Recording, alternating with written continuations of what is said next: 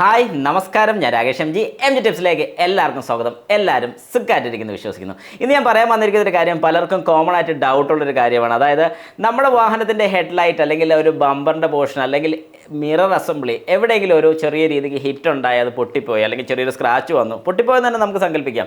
അങ്ങനെ പോയിട്ടുണ്ടെന്നുണ്ടെങ്കിൽ എന്തുകൊണ്ടാണ് അവർ നമുക്ക് വാറണ്ടി മാറി തരാത്തത്? നമ്മൾ ഏതായാലും വാറണ്ടിക്കുള്ള പൈസ അടച്ചിട്ടുണ്ട്.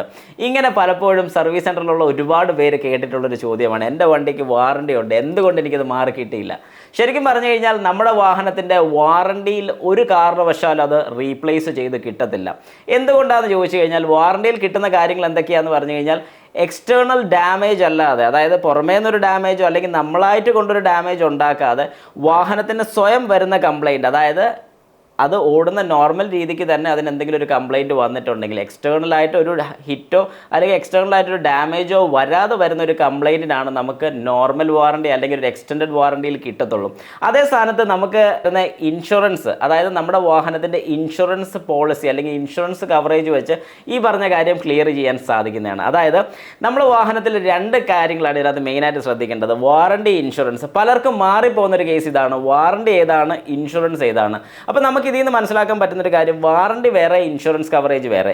ഇൻഷുറൻസ് പോളിസി എന്ന് പറയുന്നത് നമ്മുടെ വാഹനത്തിൽ ഏതെങ്കിലും രീതിക്ക് എക്സ്റ്റേണൽ ആയിട്ട് ഹിറ്റോ ഡാമേജോ എന്തെങ്കിലും ഉണ്ടായിക്കഴിഞ്ഞാൽ ഇൻഷുറൻസ് കവറേജിൽ നമുക്കത് ക്ലെയിം ചെയ്യാൻ സാധിക്കും. അതുകൊണ്ടാണ് വാഹനത്തിന് നമ്മളെല്ലാം ഇൻഷുറൻസ് എടുത്തിടുന്നതിൻ്റെ കാര്യം. പക്ഷേ ഇൻഷുറൻസ് എടുത്തിടുന്ന സമയത്ത് നമ്മൾ മനസ്സിലാക്കേണ്ട ഒരു കാര്യം എന്ന് പറഞ്ഞാൽ, പുതിയ വാഹനങ്ങളൊക്കെ ആണെന്നുണ്ടെങ്കിൽ അല്ലെങ്കിൽ maximum bumper to bumper insurance കിട്ടുന്ന കാലഘട്ടം മുഴുവൻ നമ്മൾ ബമ്പർ ടു ബമ്പർ ഇൻഷുറൻസ് തന്നെ എടുക്കാൻ ശ്രമിക്കുക. വേറൊന്നും കൊണ്ടല്ല, ബമ്പർ ടു ബമ്പർ ഇൻഷുറൻസ് ഉണ്ടെന്നുണ്ടെങ്കിൽ നമുക്കൊരു അഡ്വാൻറ്റേജ് എന്താണെന്ന് പറഞ്ഞാൽ, ഏത് രീതിക്ക് നമ്മുടെ വാഹനത്തിന് ഹിറ്റ് ഉണ്ടായെന്ന് പറഞ്ഞാലും ഏതൊരു പോർഷൻ പോയെന്ന് പറഞ്ഞാലും നമുക്ക് ആകെപ്പാട് ഒരു ചെറിയ ക്ലെയിം ഫീസ് മാത്രം അതിൽ നമുക്ക് അടയ്ക്കേണ്ടി വരുന്നുള്ളൂ. ബാക്കി ഫുള്ള് നമ്മുടെ ഇൻഷുറൻസ് കമ്പനി തന്നെ കൊടുത്തോളൂ. ഒരു സൈഡ് ഫുള്ള് പോയെന്ന് വെച്ചോളൂ.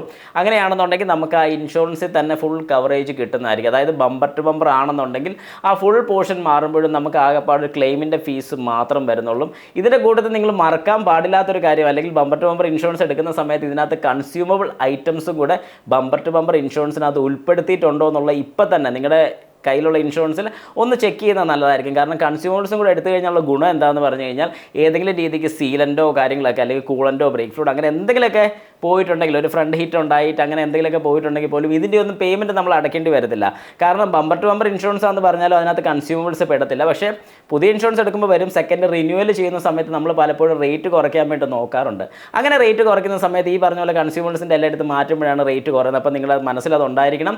ഈ പറഞ്ഞ കാര്യങ്ങൾ വളരെ വ്യക്തമായിട്ട് നിങ്ങളുടെ മനസ്സിലുണ്ടായി ഈ പറഞ്ഞ കാര്യങ്ങളൊക്കെ ചെയ്യുകയാണെങ്കിൽ, നമുക്ക് ഏതെങ്കിലും രീതിക്ക് വാഹനത്തിന് ഒരു ആക്സിഡൻറ്റ് ഉണ്ടാവുകയാണെങ്കിൽ അല്ലെങ്കിൽ ഒരു ഹിറ്റ് ഉണ്ടാവുകയാണെങ്കിൽ, ഒരു ഡാമേജ് ഉണ്ടാവുകയാണെങ്കിൽ ഉറപ്പായിട്ടും ഇൻഷുറൻസ് കവറേജിൽ അത് പെടുത്താൻ സാധിക്കും. അല്ലാതെ എൻ്റെ വാഹനത്തിന് ഇൻഷുറൻസ് ഉണ്ടല്ല, എൻ്റെ വാഹനത്തിൽ എക്സ്റ്റൻഡഡ് വാറണ്ടി ഉണ്ട്, എനിക്ക് എന്തുകൊണ്ട് ഇത് കിട്ടില്ല എന്ന് ചോദിക്കരുത്. കാരണം എക്സ്റ്റൻഡഡ് വാറണ്ടി കിട്ടണമെന്നുണ്ടെങ്കിൽ ഞാൻ പറഞ്ഞ പോലെ വാഹനം മാനുഫാക്ചറിങ്ങിൽ വരുന്ന എന്തെങ്കിലും കംപ്ലയിൻറ്റ് ഉണ്ടെങ്കിൽ അതാണ് നമ്മുടെ എക്സ്റ്റൻഡ് വാറണ്ടിക്കകത്ത് നമുക്ക് കവർ ചെയ്യുന്ന കാര്യം. ഇനി ഈ ഒരു കാര്യം നിങ്ങളുടെ മനസ്സിലുണ്ടായിരിക്കണം. എന്തെങ്കിലും സംശയ കാര്യങ്ങളൊക്കെ ഉണ്ടെങ്കിൽ ജസ്റ്റ് കമൻറ്റ് ബോക്സിൽ ഒന്ന് കമൻറ്റ് രേഖപ്പെടുത്തുക.